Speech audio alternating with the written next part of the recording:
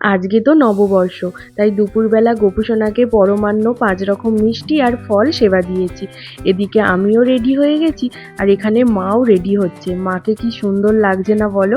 আমরা এক জায়গায় যাব, এই জন্যে দেখো পুগলু, পাপাই ওরা সবাই আমাদের বাড়ি এসেছে আমাদেরকে নিতে। শুধু তাই নয়, এখানে দেখো ছোট কাকিমারাও কিন্তু আমাদের জন্য ওয়েট করছিল। চলো কোথায় যাচ্ছি সেটা বলি।